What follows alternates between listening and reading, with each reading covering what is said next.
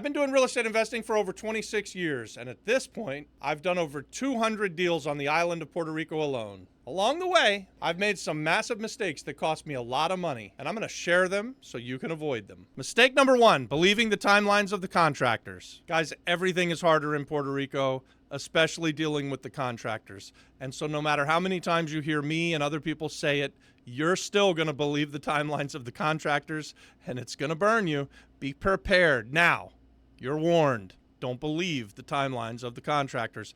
Guys, in the past, we have taken the timeline that the contractor gives us, extended it out by about 50%, and I think over the 200 deals, we're still almost never hitting the timeline that we set forward when we put it out there at the start of a deal. And I've got story after story of where the timelines on things have just gone wonky, haywire. And so you might ask yourself, well, Robert, if you can't rehab something, if you can't renovate something in a timely manner, why do you want to invest on the island of Puerto Rico? Well, I will tell you that the deals are just that good. So as long as you're buying them right, you can absorb cost overruns. You can even absorb the timeline delays that you're going to get dealing with contractors on the island of Puerto Rico, because you have a significant amount of upside. And oh, by the way, since we came here 7 years ago, the real estate market has pretty much been going up and to the right. So when we buy something way down here because it has no use, and then we fix it up, even with the time delay,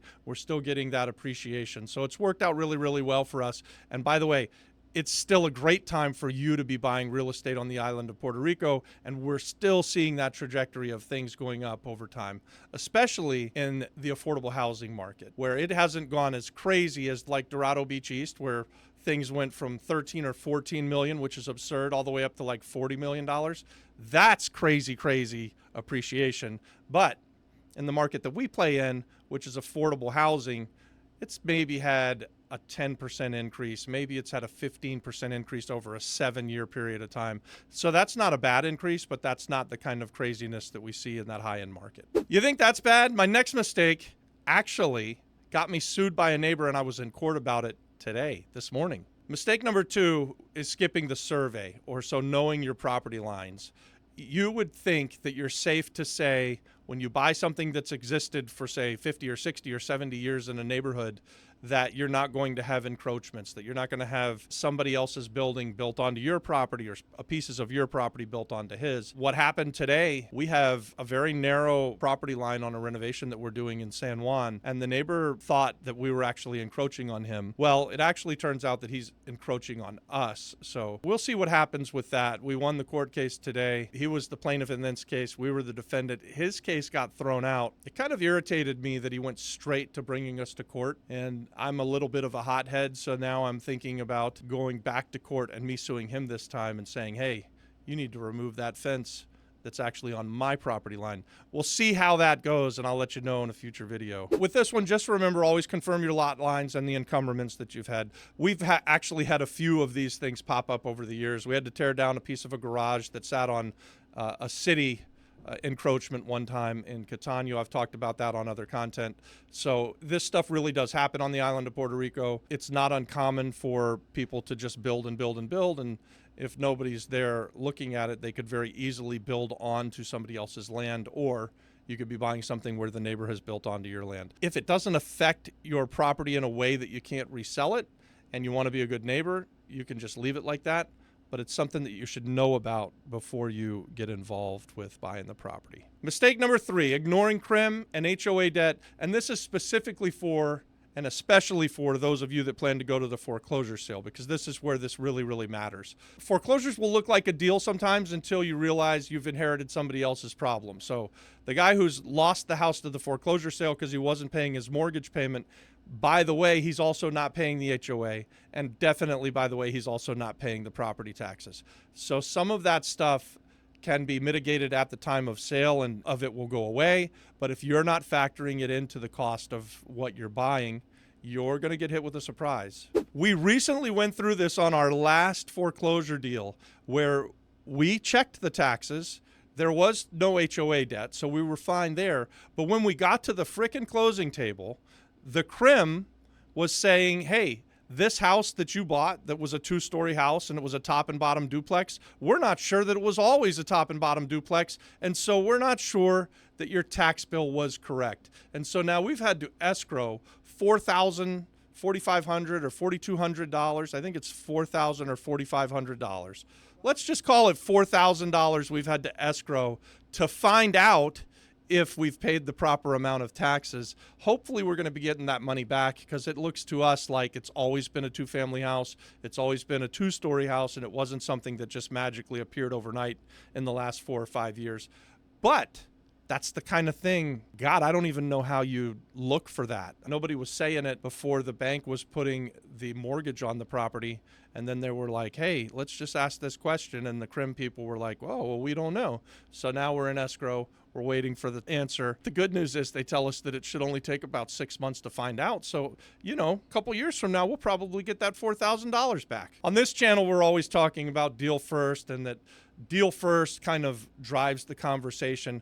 But I want to drive this point home, that even when you're doing a deal first, that doesn't mean that you're not doing your due diligence. So these things that we're talking about, and you see how they kind of stack up, once you get what you think is the deal of a lifetime under contract, you're still going to have time to do the due diligence. And part of your due diligence is going to be checking title, checking for CRIM, checking for encroachments, all of the things that we've just talked about in this video up to this point. Mistake number 4, trusting or relying on appraisals on the island of Puerto Rico. The system for appraising houses in Puerto Rico, I don't know how else to say it. It's terrible. It's controlled by the bank most of the time, and they put a lot of pressure on the appraisers to push the values down so that they have safer loans. That's just the way I see it. You guys call it whatever you want, but we recently had this problem happen to us or catch us on that same foreclosure house. Actually, you know what? We're going to do a full long content video about that exact deal, because we had a few things that we learned as we go, buying our first foreclosure and fixing it up and then putting it back out on the market to sell it. But anyways, in this case, we had the property sold for $275,000. Which would have given us a really good return. And the appraisal came in at $235,000. Now, because we had a buyer who understood the Puerto Rico market, we were able to negotiate with them and get them to come to the table with the difference between the appraisal of $235,000 up to $250,000. So they came with $15,000 on top of the appraised value. We got some of what we lost by getting the low appraisal back, but not all of it. In fact, $25,000 we just basically left on the table, and that makes a huge difference for you guys as real estate investors. When you're running your numbers thinking that you're going to make X return, and somebody takes 25 grand off of the table right at the end, and plus we have that $4,000 that we talked about that's in escrow. So we're talking about $30,000 of profit, pure profit, that we didn't get. We still made a profit. It's still a deal that was probably worth doing. Again, we're going to do some long content on it. So give this video a like, and you'll see that one coming up very soon. We'll probably shoot that in the next week or two, and we'll have it out there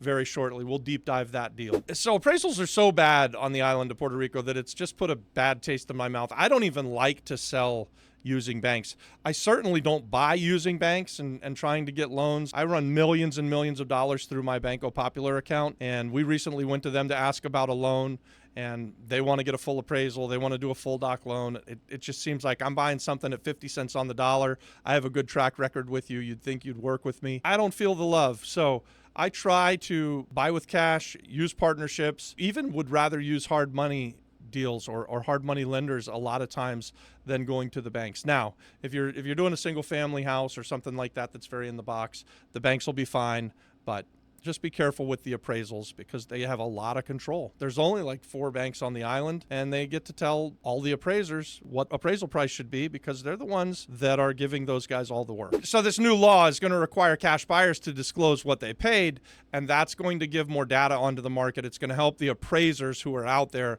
to be able to find recent comps rather than looking for ancient stuff that sold on the market, a decade ago. I don't know what it's going to do with the banks still having a lot of control over them. I think that's still going to be a problem for a while. But anyways, let's move on to the next one. Number 5, expecting banks to lend on anything creative. Guys, you see how these things stack up? So bank loans are hard to get on the island of Puerto Rico, and we just talked about this in number 4, but especially when you're buying properties that don't fit in the narrow little box. And what's the box? The box is basically for Joe homeowner. And so that is a single family, a duplex, a triplex, or a fourplex. Once you get past one of those properties and someone's not going to live in the property as their primary residence, the banks basically just shut down and say no. We just barely recently got something called DSCR loans, which are really great for real estate investors like you. And we're thinking that there are some commercial products that are coming on the market. We've seen some loans getting closed. But guys, when I'm talking about seeing loans getting closed, I'm talking about a handful of loans here or there each year. So, and 3, 4, 5 years ago, there was nothing that was outside of the box getting lent on by the banks. So just keep it in mind, using bank debt, it's not the same on the island of Puerto Rico as it is wherever you come from in the States. It's just not. If you want to go buy a 50-unit apartment building in Orlando, Florida, you're going to have bank after bank after bank that can look at the books and lend on that, and they'll line up at your door to give you that money because they know it's a safe and secure cash flowing asset. If we try to do the same thing on the island of Puerto Rico, you're going to have bank after bank after bank slam the door in your face and tell you that they don't have a product for it. We're hoping that that's going to change because as the banking system improves, then you're going to see the real estate values continue to go up and to the right, and it's going to make it easier for locals to buy properties and for just everybody to do more real estate. So banking is an important part of the process, but right now it's just a big problem. It's been a mess the whole time that we've been here. We kind of came into the island at the tail end of the banks eating each other. So big bank ate little bank. If you remember back in 2008 when the whole system went poof, well, Puerto Rico's just now finally coming out of that and recovering. So this is why we put out so much content, guys, on seller finance deals, buying things sub 2, being creative, right? So we just like to think differently than everybody else. This is one of our core values in life, is that if everybody's looking at some problem one way, we want to be looking at it the other way. And when we've done that, when we've been contrarian, when you do that as real estate investors or entrepreneurs, you're often going to find a better way and you're going to make a whole bunch of money because of it. All right, so even if you get the deal under contract and then funded and then renovated, if you're doing it alone, you're still making some mistakes. So what's number 6? Going it alone too long. We say this all the time on this channel, real estate is a team sport. And so we build communities around it. You're watching a YouTube channel that we've got thousands of videos out there telling you what we've done and how we've done it. We talk about why. We invite partnerships all of the time. And guys, that's how we've expanded our business. Before I came to Puerto Rico, I didn't do very much of it. I really went it alone. I did things on my own, and I had frenemies who we did kind of some deals together and stuff like that. But since we've come to Puerto Rico and we've seen so much collaboration, we've sort of lived into this mindset and this mantra of we expand our business through partnerships. And guys, one of the reasons is we've kind of always wanted to be partnering with locals. And so that has been a core value for us in the flip-flop flipper lifestyle, in the flip-flop flipper community. And so don't think that you should go it alone. And if you are going to go it alone, don't go it alone for too long. It's better to do things in community. But having 100% of a really small piece of pie isn't as good as having a small piece of a really, really big pie. That's why we love this community building stuff. That's why we love the idea that we might partner with you one day. So don't go it alone. Become part of our community. We want to be a part of your real estate investment story. Number 7, and this goes for both seasoned and experienced real estate investors, and I've seen it happen to both sets of groups. That idea that life on the island of Puerto Rico and real estate investing in Puerto Rico is going to be as easy as it is wherever you come from. Guys, on this channel, we invite people to come and join us, to come and look at the island of Puerto Rico because we believe that it's a great place to invest. It's a great place to build things. There's a massive amount of community here and you can find great partners. But if you come with this idea that you have a system in mind and you've had success, say, in New York City, and you're stuck on that New York minute timeline, you're going to get to the island of Puerto Rico and the island of Puerto Rico is going to eat you up and spit you out because it's just not the same. Puerto Rico is its own animal. It is island time is a good word to say for it. The deals are better, they're more abundant, but the idea that you're going to come here and change this island, I have seen countless people, they get here for a year or they get here for a month or 2 or 3, or maybe they even last a year, but then they're out, man. And it's every single time. It's the guy who shows up thinking they've got this great system and they're going to come in and change everything. And it's just not that case. That's not the way that it's going to happen. That's a mistake that I don't want to see you guys make. The other part of this is that we like working hard. And so in my group, Don and I were workers, and we will take on the problems and beat our head against the wall until we figure out how to get something done. If you don't come here with the right mindset, if you come here thinking that you're going to do it the easy way, if you're going to work a 4-hour work week and that's going to go well for you, well, good luck with that. I mean, maybe you're smarter than me and you can figure it out on your own, but that hasn't been what I've seen. Most of what I've seen has been the opposite. People show up and they think that they know something and that they can do it better, and they're going to teach us all how to do their system. And that's one thing that I don't like to do, guys. I don't want you to think that by watching my videos that I've got some system for you. You want to know my system? Deal first. Work your ass off. Keep going until you get it done. I mean, these are just some things that we say all of the time. If you're not going to put the work and the effort in, we're probably not your YouTube channel. We're definitely not your community, because we're certainly going to work our asses off. We think that working part-time means a 12-hour day. And I'm going to add one more thing on this, guys, and this will probably be, I've been talking for a long time on this one. Thanks. Go ahead and give this video a like.